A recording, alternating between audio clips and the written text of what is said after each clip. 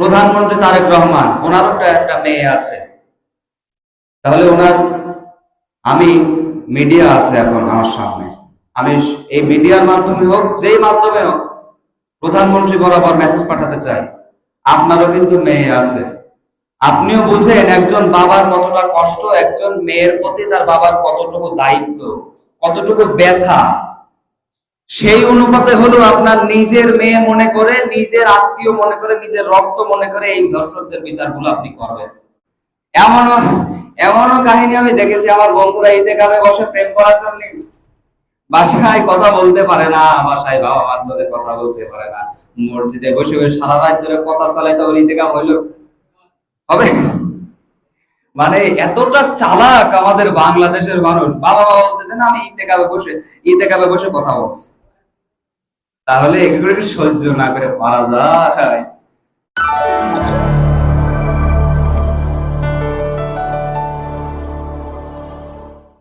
আউযু বিল্লাহি মিনাশ শাইতানির রাজীম। বিসমিল্লাহির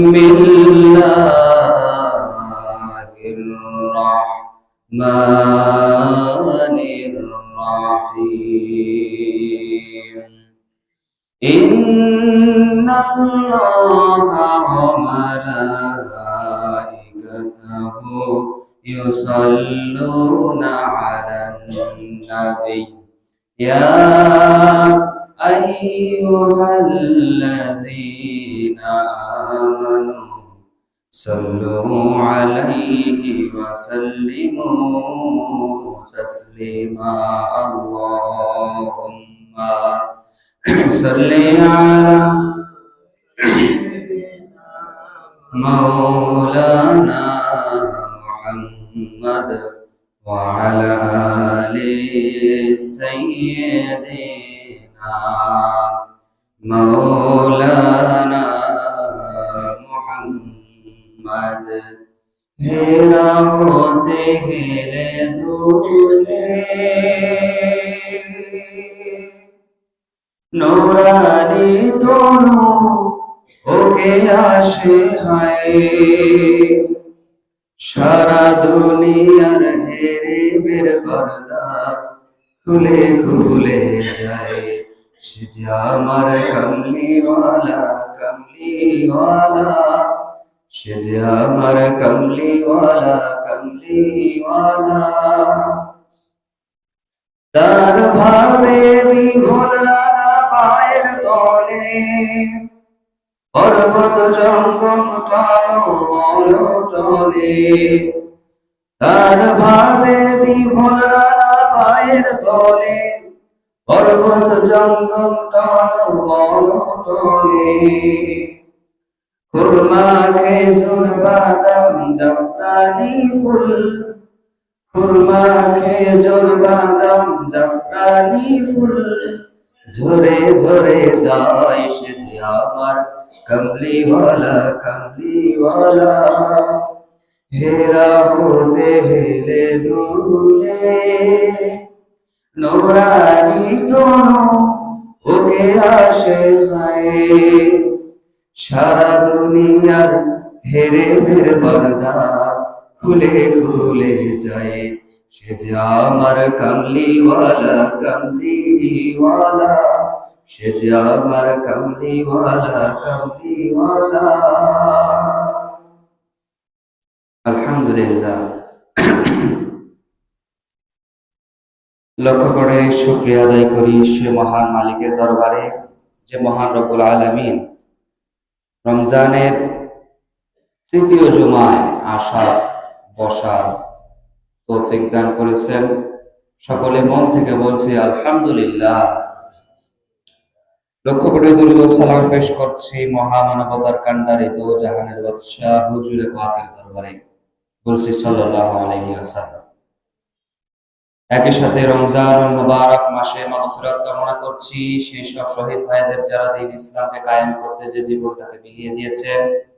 একই সাথে জান্নাতের উচ্চ মাকাম কামনা করছি তাদের যারা এই অল্প কয়েকদিনের ভিতরে ধর্ষণ হয়েছে, খুন হয়েছে, আল্লাহ তাআলা তাদের সকলকে জান্নাতের সর্বোচ্চ মাকাম দান করুক, বলি আল্লাহুম্মা আমিন।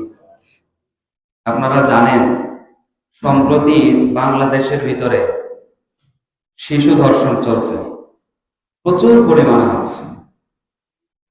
12 বাজার, আমাদের এই তো পাশে 12 বাজারে এই ঘটনাটা হয়েছে। সম্ভবত বাচ্চাটার বয়স 4 বছর, 4 বছর কি 5 বছর শুনলাম, দেখলাম।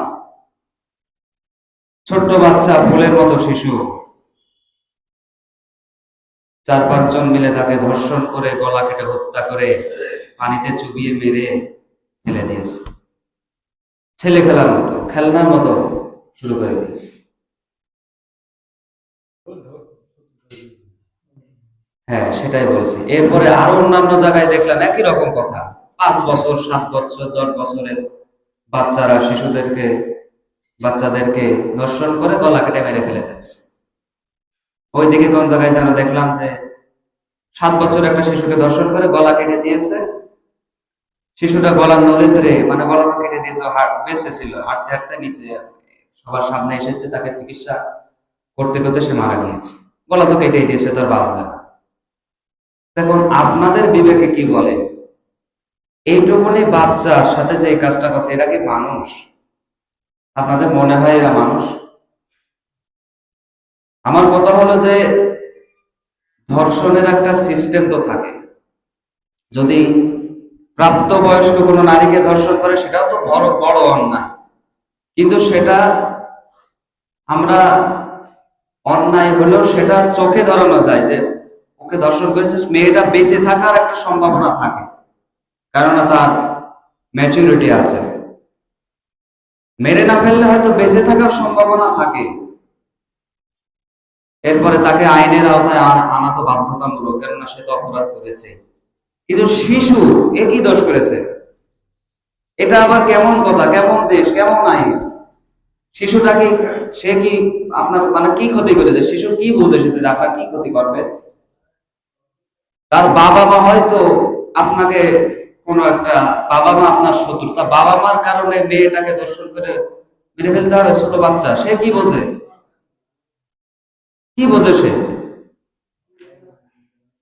আমি তো চোখের পানি ধরে রাখতে পারলাম না। আমার 4 বছর একটা ভাগ নিয়ে আছে, আমার এতটা কষ্ট লেগেছে, এতটা খারাপ লেগেছে। ওই বাচ্চাটার কি দোষ ছিল? বাচ্চাটা মেরে ফেলেছে, নানাটাকে ধর্ষণ করে 4-5 জন মিলে। আহা, কি অমানুষ, চতুষ্পদ জানোয়ার। এরাও এতটা খারাপ কাজ করে না। চতুষ্পদ জানোয়ারও এতটা খারাপ কাজ করে না। রাস্তায় কুকুর রাস্তায় জেনা করে, ওরাও এতটা খারাপ কাজ করে না। কুকুরও বাচ্চা বড় বোঝে, কুকুরও এতটা খারাপ আছে। কি নিচে নামা নেমেছে আমাদের বাঙালি জাতি, কি নিচে নামা নেমেছে এই মুসলমান জাতি। আহারে, কি অমানুষ, কত বড় মানে একেবারে বেজন্মা। মানে আমার মনে হয় এই কাজটা যারা করছে, ওরা তো নিজেরা তো জারজ আছে, ওরা তো বেজন্মাই, ওদের জন্মের কোনো ঠিক নেই, যার কারণে নিজেরাও এরকম কাজ করছে। দ্বিতীয়ত ওর বাবা মাও মনে হয় বেজন্মা, কারণ গোষ্ঠীর একটা লেজ থাকে, গোষ্ঠীর একটা টান থাকে, গোষ্ঠী যা করে সন্তানরা তাই করে। মনে হয় ওর বাবা মা বেজন্মা, ও বেজন্মা। কত বড় নিকৃষ্ট কাজ করছে আমাদের মুসলমান ভাই। এই মুসলমানরাই করছে, কিন্তু হিন্দুরা না। জানেন হিন্দুরা কি উপমা দিচ্ছে? বলছে মুসলমানরা শিশু দর্শন করছে, তা আমরা যে না করলে সমস্যা কি? শুনবেন কি আজব কাহিনী। আল্লাহ রাসূলের আমাদের কাফেররা পর্যন্ত এরকম উপমা দিতে পারেনি। কাফেররা পর্যন্ত বলতো না যে মুসলমানরা না করছে, আমরা কি করবো? কারণ আল্লাহ রাসূল কোরআন দিয়ে শাসন করতো, মুসলমানরা কিছু করতে পারতো না। এখন দেখছি তার উপরে উঠে গিয়েছে। মানে কতটা নিকৃষ্ট এখন বাংলাদেশ। হিন্দুরা পর্যন্ত মুসলমানদেরকে উপমা দিচ্ছে যে তোমরা এখন শিশু দর্শন করছো, আমরা যে না করলে কি দোষ? আহারে, এই বুঝে মুসলমানের পরিচয়। আবার এগুলোর বিচারও হচ্ছে না। রাষ্ট্রীয়ভাবে যদি এগুলোর বিচার হতো, ওমরের জামানার মতো সবার সামনে অর্ধেক মাজা পর্যন্ত পুঁতে কোরআন অনুযায়ী পাথর দিয়ে হত্যা করা যদি হতো, কোনটা বাপের সাহস থাকতো না এরকম ধর্ষণ করার। ঠিক আছে না? সেই বিচার নেই তো। কার বিচার করবে? দাদা মামা খালুতে ভরে গিয়েছে, কার বিচার করবে? আচ্ছা, এখন আপনি বলেন, আপনার 4 বছরের একটা মেয়ে, আপনার নিজের কাছ থেকে বিবেচনা করেন। আমি যেভাবে নিজের কাছ থেকে বিবেচনা করেছি, আপনার নিজের একটা 4 বছরের মেয়ে, 5 বছরের মেয়ে, আপনার মেয়েকে এইভাবে ধর্ষণ করে গলা কেটে দিলে আপনার কেমন লাগবে? এগুলো কি মনে হয় না? প্রধানমন্ত্রী তারেক রহমান, ওনারও একটা মেয়ে আছে। তাহলে ওনার, আমি মিডিয়া আছে এখন আমার সামনে, আমি এই মিডিয়ার মাধ্যমে হোক, যেই মাধ্যমে হোক, প্রধানমন্ত্রী বরাবর মেসেজ পাঠাতে চাই, আপনারও কিন্তু মেয়ে আছে। আপনিও বুঝেন একজন বাবার কতটা কষ্ট, একজন মেয়ের প্রতি তার বাবার কতটুকু দায়িত্ব, কতটুকু ব্যথা। সেই অনুপাতে হলো আপনার নিজের মেয়ে মনে করে, নিজের আত্মীয় মনে করে, নিজের রক্ত মনে করে এই ধর্ষকদের বিচারগুলো আপনি করবেন। আপনি একজন বাবা আর আপনার মাও একজন মহিলা। এই যে মেয়েগুলো ধর্ষণ করা হচ্ছে, শিশুগুলো ধর্ষণ করা হচ্ছে, এগুলো আপনার মেয়ে মনে করে আপনি বিচার করবেন। এটুকু আমার অনুরোধ, আমার মেসেজ। রাষ্ট্রীয়ভাবে যতদিন বিচার না হবে ততদিন এইগুলো জীবনেও থামবে না। আর আপনারা যারা আরামে ঘুমিয়ে আছেন যে আমাদের কিছু বলবে না, এমন সময় এমন মাত্রায় এই কাজগুলো পৌঁছায় যাবে, আপনার ঘরের আপনার মেয়ে, আপনার মা, আপনার বোন কেউ নিরাপত্তা পাবে না। আমি গ্যারান্টি দিয়ে যাচ্ছি, 100% গ্যারান্টি দিয়ে যাচ্ছি। যখন এই ধর্ষকরা, এই বেয়াদবরা, জানোয়াররা প্রশস্ত লাভ করে যাবে, কোনো বিচার পাবে না।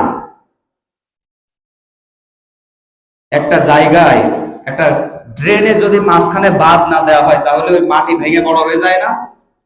এরা যখন বাধা না পাবে, বিচার না পাবে, এত পরিমাণ প্রশস্ত হবে, আপনার মেয়ে, আপনার স্ত্রী, আপনার মা, আপনার বোন কেউ নিরাপত্তা পাবে না। প্রতিদিন প্রতিদিন 4-5টা করে ধর্ষণ হবে, আমি গ্যারান্টিতে বলে যাচ্ছি। এই বাড়লেই হবে, বানুনিয়া এলাকা হয়ে যাওয়া হবে, আমি গ্যারান্টি দিচ্ছি। 12 বাজারে হয়েছে, কি মনে করছেন ওখানে বসে আছে? এই এলাকায় এসে দর্শন করবে, সব জায়গায় করবে। কারণ ওর তো কিছু বলছে না, তো মনে করছে আমার তো কেউ কিছু বলার নেই, আমার তো বিচার হয় না, ও তো পারবে যাবে। তাহলে এদের বিচার হওয়া দরকার আছে না? একটা নদীতে কুমির আছে অনেকগুলো, তো ওই এলাকার মানুষজন প্রতি বছর মাহফিল দেয় আর হুজুরকে বলে একটু কুমিরের বিষয়ে সতর্ক করবেন, মানুষ যেন নদীতে না নামে। কেউ সতর্ক হয় না, হুজুরের কথা এমনিতে ঢুকা এমনিতে বের করে ফেলে। শেষকালে একদিন পুকুরে নেমেছে, কুমিরে একজনের পা টেনে নিয়ে চলে গেছে, পা টেনে নিয়ে চলে গেছে, খেয়ে ফেলে দিয়েছে। ওই পা টেনে নিয়ে যাওয়ার পরে মানুষ সতর্ক হয়েছে যে এই নদীতে আর নামা যাবে না, কুমির আছে। এখন এই বাঙালি জাতির অবস্থা এমন, ওইদিকে হচ্ছে হোক, আমার কি সচেতন হবে না? যখন নিজের বাড়ির ভিতরে এসব ঘটনা হবে, নিজের আত্মীয় স্বজনের সাথে এসব কাহিনী হবে, তখন দেখবেন এই জাতি তখন সচেতন হবে, তখন আন্দোলন করবে, আর তখন টের পাবে কত ধারে কত চায়। কিন্তু আমি তো এখনই বুঝতে পারছি, কারণ আমার তো ভাগ নিয়ে আছে, আমি বুঝতে পারছি আহারে ছোট বাচ্চা তাহলে কি রকম কষ্ট তারা দেখছে। নিজের ভিতরে ভাববেন, আর সবাই নিজেদের জায়গা থেকে প্রতিবাদ করবেন, সবাই নিজের আলোচনা করবেন।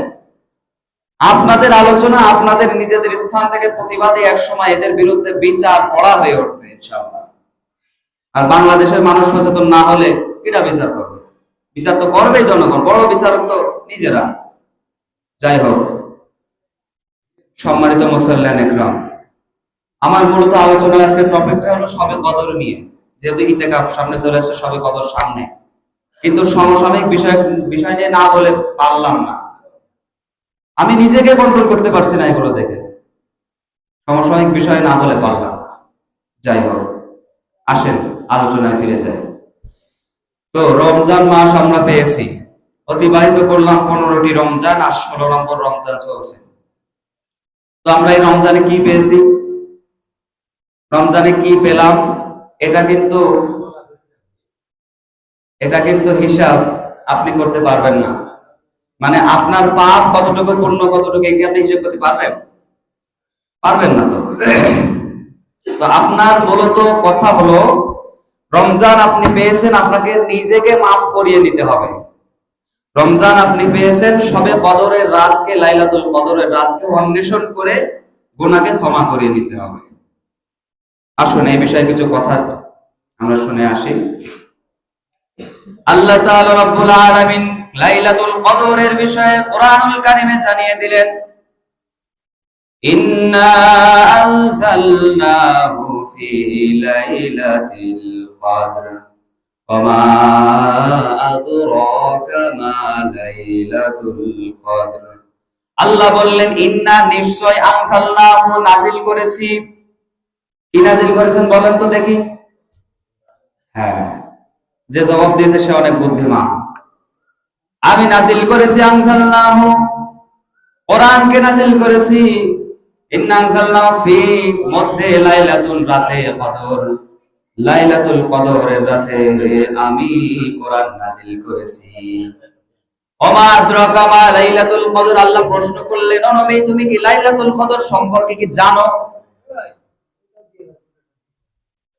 এটা বন্ধ করেন, এটা বন্ধ করেন, ওটা দেন। লাইলাতুল কদর সম্পর্কে নবী তুমি কি জানো? নবীর কাছে যখন আল্লাহ জিজ্ঞাসা করলেন, এরপরে আল্লাহ রাসূল সাল্লাল্লাহু আলাইহি সাল্লাম বললেন, না আল্লাহ আপনি বলেন। আল্লাহ তাআলা পরের আয়াতে জানিয়ে দিলেন, লাইলাতুল কদরি খায়রুম মিন আলফি শাহর। এটা হলো সূরাতুল কদর 30 নম্বর পারা। আল্লাহ বললেন লাইলাতুল কদরের এই কদরের রাতটা হলো খায়রুম মানে উত্তম, মিন আলফি শাহর হাজার মাসের চাইতে। শাহর মানে মাস। এই আমার কথা খেয়াল করেন, হাজার মাস যোগ করলে 84 বছর হয়। তাহলে বোঝেন আপনি কি 84 বছর বাঁচবেন কিনা এর কোনো গ্যারান্টি আছে? উত্তর দেন না কেন? 84 বছর যে বাঁচবেন এমন কোনো গ্যারান্টি আছে?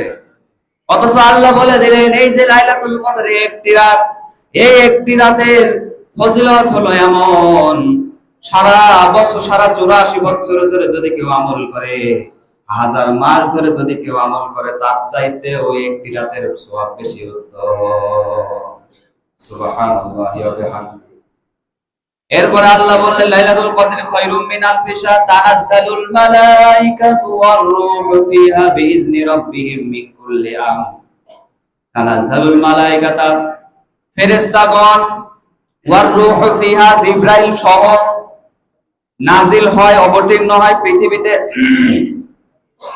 বিইজনি রাব্বিহিম মিন কুল্লি আমর, তাদের রবের আদেশ নিয়ে পৃথিবীতে তারা নাজিল হয়, পৃথিবীতে তারা অবতীর্ণ হয় এবং হুকুম তারা পৃথিবীতে নিয়ে আসে।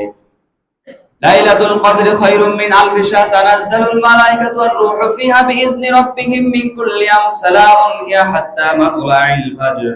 এবং সালামুন হিয়া হাত্তা মাতলাইল ফাজর, সেই দিন ফজরের আযান দেওয়া পর্যন্ত সারা রাত এরকম মহিমান্বিত, এই রাতটা সারা রাত এরকম মহিমান্বিত হয়ে থাকে।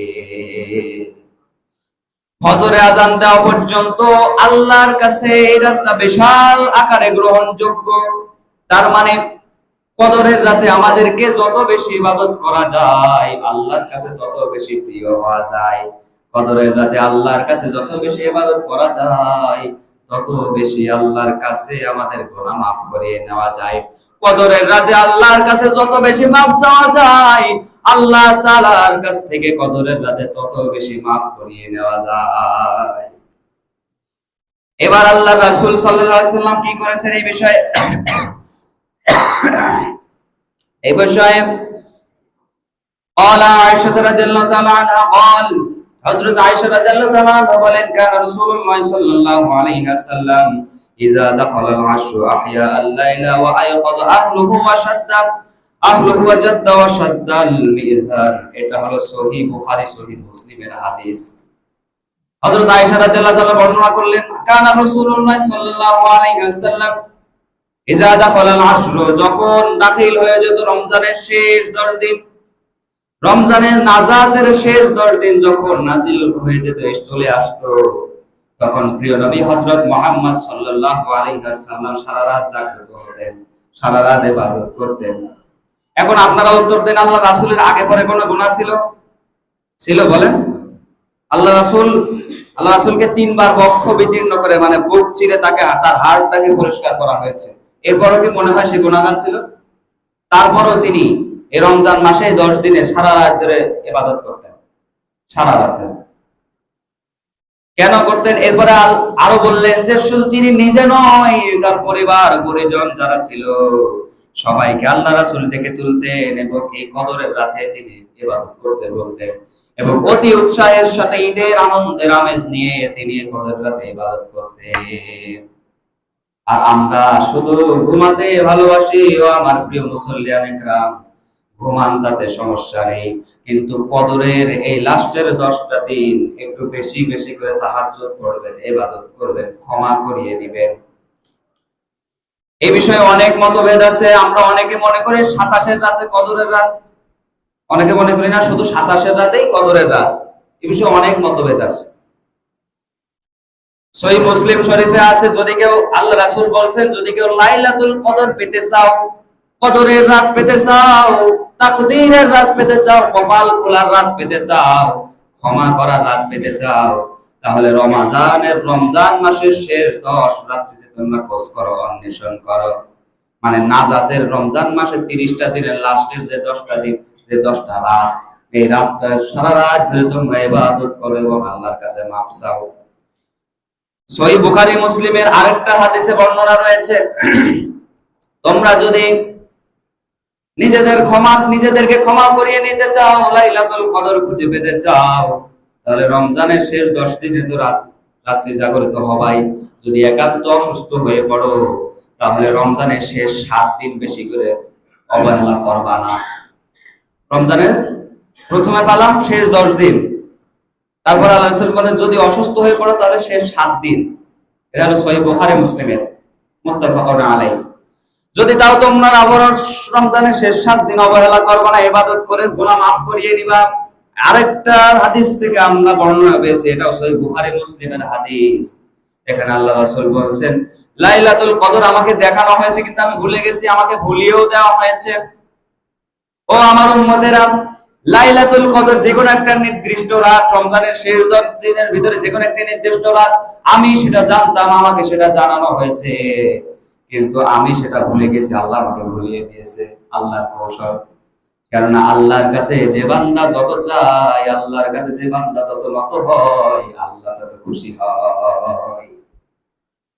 আল্লাহর কাছে যখন কোন নাফরমান বান্দা চায়, আল্লাহ ফেরেশতারা বললাম কি দেবো, হয়তো নাফরমান, আল্লাহ বলে দিয়ে দাও, এর চাওয়াটা আমার কাছে ভালো লাগে না, তাড়াতাড়ি দিয়ে দাও।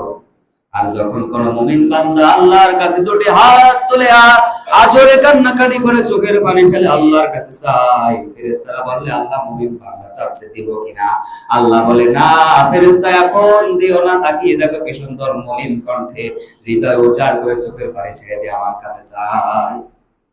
আমাদের কান্না দেখে, আমাদের চোখের পানি দেখে আল্লাহ তাআলা খুশি হন, বেশি খুশি হন।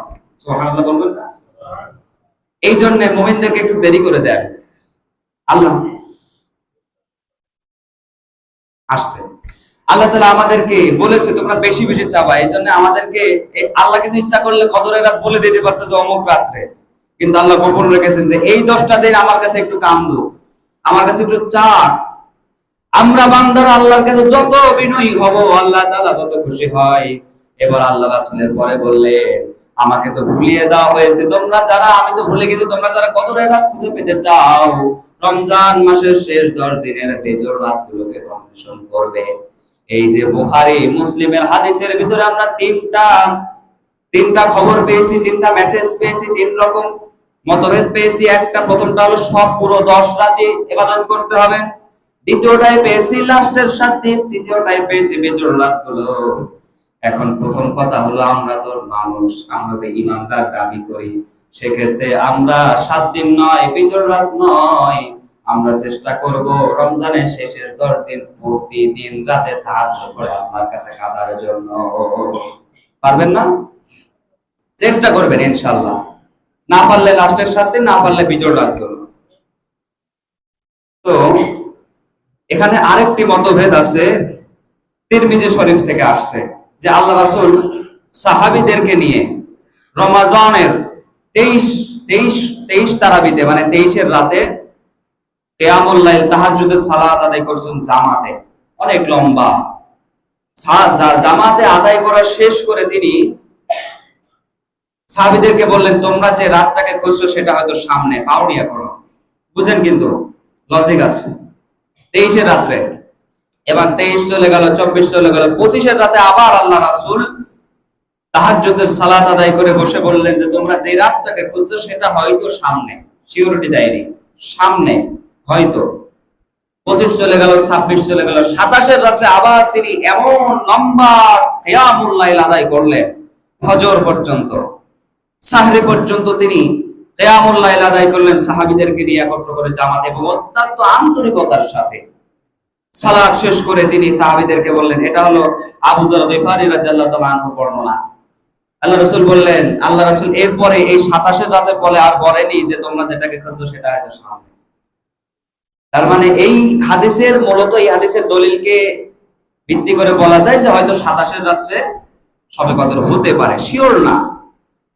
কাজে আমরা হাদিসকে সবকিছু সমন্বয় করে বলতে পারি যে আমরা রমজানের শেষ 10 দিনে বেশি বেশি ইবাদত করব, সবচাইতে বেশি গুরুত্ব দেব শেষ 7 দিন, তার চাইতে বেশি গুরুত্ব দেব বেজর রাতগুলো, এবং সব চাইতে হাইয়েস্ট গুরুত্ব, সব তার চাইতে বেশি গুরুত্ব দেব 27-এর রাত। এবার ক্লিয়ার তো, নাকি এখনো ভেজাল আছে? তার মানে আমরা কোনোটা থেকে বঞ্চিত হব না ইনশাআল্লাহ, পর্যায়ক্রমে সব কটা সওয়াবই আমরা পেয়ে যাব ইনশাআল্লাহ। আসেন এবার ইতিকাফের বিষয়ে আসি। ইতিকাফ জিনিসটা অত্যন্ত গুরুত্বপূর্ণ জিনিস। ইতিকাফ কিন্তু মহল্লার ভিতরে, এই মসজিদের মহল্লার ভিতরে 2 জন হলেও থাকা লাগবে, না থাকলে সবাই গুনাহগার, এমন একটা বর্ণনা আছে। প্রিয় মুসল্লিয়ান একরাম, আপনাদের আগ্রহ থাকতে হবে, কারণ আমার বাড়ি এখানে না, আমার মহল্লা ওই এলাকা, ওখানে অলরেডি 3 জন আছে, আমার খাজা আদায় হয়ে গিয়েছে।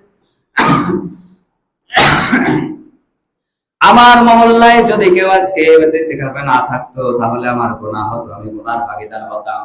কিন্তু আমার মহল্লায় অলরেডি 3 জন না 2 জন বসে গিয়েছে, আমার চিন্তা নেই, আরো 2-3 জন বসতে পারে, আমার চিন্তা নেই। বানুরিয়ার কথা বলছি, এই মহল্লার কথা বলছি, এই মহল্লায় যদি, এই মসজিদে ইতিকাফে যদি আপনাদের ভিতরে 2-1 জন 3 জন না থাকে, মনে রাখবেন এই শুধুমাত্র ফরজে কিফায়া জিনিসটা সমগ্র বানুরিয়া এলাকাও সে গুনাহগার হয়ে যাবে।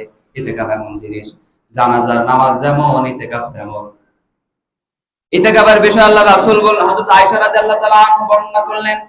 আয়েশা রাদিয়াল্লাহু তাআলা আনহা, ইন্নান নাবিয়্য সাল্লাল্লাহু আলাইহি ওয়াসাল্লাম কানা ইয়াতাকিফুল আশরুল আওয়াখির মিন রমাদান হাত্তা তাওয়াফাহুল্লাহু সুম্মা আতাকাফা আজওয়াজুহু মিন বাদি। এটা হলো সহিহ বুখারী এবং মুসলিম শরীফের হাদিস। সব কিন্তু জাবদা হাদিস, সবকিছু জাবদা হাদিস। এই বুখারী মুসলিম এই দুইটা মুত্তাফাকুন আলাইহি বলা হয় একত্রে, এই দুইটা বিশাল জাবদা হাদিস। আমি সব জাবদা হাদিস থেকে প্রমাণ দিচ্ছি। এখানে হযরত আয়েশা সিদ্দিকা রাদিয়াল্লাহু তাআলা আনহা বর্ণনা করেন, রাসূল সাল্লাল্লাহু আলাইহি ওয়াসাল্লাম রমজানের শেষ 10 দিনে তিনি ইতিকাফ করতেন, এবং তার মৃত্যু পর্যন্ত তিনি ইতিকাফ করতেন, একদিনও তিনি বাদ দেন নাই। রমজানের শেষ 10 দিনে আপনারা মসজিদে থাকবেন, ইবাদত বন্দেগী করবেন, দুনিয়াবি কথা বলা যাবে না, আল্লাহ জিকির করতে হবে, কোরআন তেলাওয়াত করতে হবে। মনে রাখবেন এর ভিতরে আরেকটা বর্ণনা আছে, যদি কেউ ইতিকাফে থেকে ঘুমায়, সে যদি রাত্রিবেলা তাহাজ্জুদের নামাজ নাও আদায় করতে পারে, তাও কিন্তু সে কদরের রাত পেয়ে যাবে। কত বড় মারাত্মক কথা না? মানে আমরা সবে কদরের রাতে আমরা যারা থাকতে পারবো না, আমরা এই লাস্টের 10 দিনে বাসায় তাহাজ্জুদ পড়বো। সাহরির খেতে যখন ডাকবে তখন 1 ঘন্টা আগে উঠবেন, উঠে 2 রাকাত 4 রাকাত নফল সালাত আদায় করে আল্লাহর কাছে কান্নাকাটি করে মাপসে 10 মিনিট আগে সাহরি করে ফজর নামাজ পড়ে ঘুমাবেন। এটা হলো তাহাজ্জুদ। আর যারা ইতিকাফে থাকবে তারা যদি ঘুমিয়েও থাকে, একটা বর্ণনা আছে, তারা যদি ঘুমিয়েও থাকে তাও তারা শবে কদরের রাত পেয়ে যাবে।